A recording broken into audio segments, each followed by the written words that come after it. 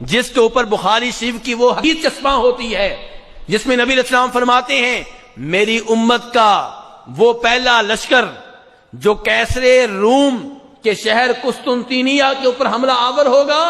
وہ سارے کے سارے بخشے ہوئے ہیں۔ اور حافظ ابن کثیر لکھتے ہیں کہ وہ پہلا لشکر جس نے اس شہر کے اوپر حملہ کیا اس کا سربراہ کوئی اور نہیں، خود یزید تھا۔ دیگر علماء کرام نے اختلاف کیا ہے، وہ کہتے ہیں یہ پہلا نہیں دوسرا لشکر تھا، تیسرا تھا، لیکن اگر آپ دوسرا تیسرا بھی مان لیں یہ تو ماننا پڑے گا کہ وہ جہاد کرتا رہا، اس کی قیادت میں صحابہ کرام نے جہاد کیا۔ ابو ایوب فحدثتنا ام حرام انها سمعت النبي صلى الله عليه وسلم يقول اول جيش من امتي يغزون البحر قد اوجبوا قالت ام حرام قلت يا رسول الله صلى الله عليه وسلم انا فيهم قال انت فيهم ثم قال النبي صلى الله عليه وسلم اول جيش من امتي يغزون مدينة قيصر مغفور لهم فقلت انا فيهم يا رسول الله صلى الله عليه وسلم قال لا۔ عمیر نے کہا کہ ہم سے ام حرام رضی اللہ عنہ نے بیان کیا، ام حرام نے کہا کہ میں نے نبی علیہ السلام کو یہ فرماتے سنا میری امت میں سب سے پہلے جو لوگ بحری جنگ لڑیں گے ان کے لیے جنت واجب ہے۔ ام حرام کہتی ہیں کہ میں نے عرض کی کہ کیا میں انہی میں سے ہوں، تو آپ نے فرمایا تم انہی میں سے ہو۔ اسی طرح حضرت ام حرام کہتی ہیں نبی علیہ السلام نے فرمایا میری امت میں سے جو لوگ، میری امت میں سب سے پہلے جو لوگ کیسر روم کے دارالحکومت قسطنطنیہ پر حملہ آور ہوں گے وہ مغفرت یافتہ ہیں۔ ام حرام کہتی ہیں کہ میں بھی انہی لوگوں میں سے ہوں، تو آپ صلی اللہ علیہ وسلم نے فرمایا کہ نہیں۔ یہ صحیح بخاری ہے، اور صحیح بخاری کے اندر کتاب الجہاد باب ما قیل فی قتال الروم حدیث نمبر 2924۔ تو اس حدیث سے یہ معلوم ہوا کہ دو قسم کے لشکروں کے لیے نبی علیہ الصلوۃ والسلام نے فرمایا ان کے لیے جنت واجب ہو گئی، اور فرمایا کہ اس لشکر کے لیے جو ہے وہ بخشش ہے، مغفرت ہے۔ اب اس کے تحت پہلا جہاد حضرت عثمان رضی اللہ تعالی عنہ کے زمانے میں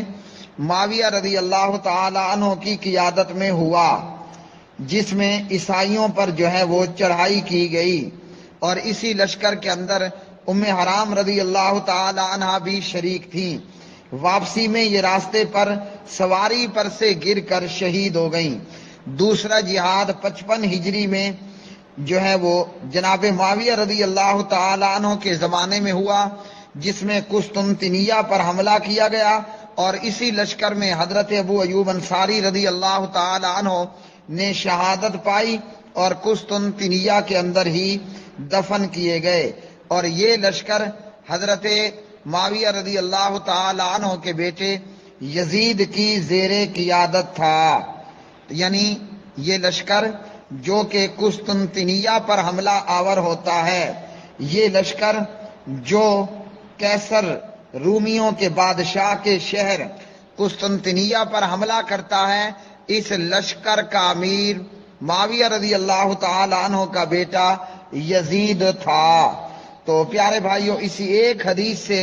حضرت امیر المومنین معاویہ رضی اللہ تعالی عنہ کی فضیلت کا علم بھی ہوا،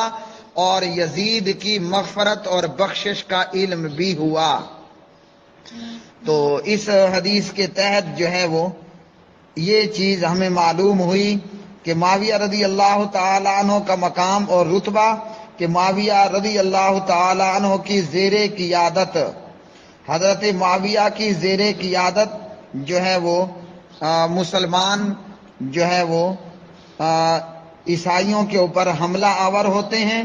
اور بحری بیڑے لے کر، بحری لشکر لے کر ان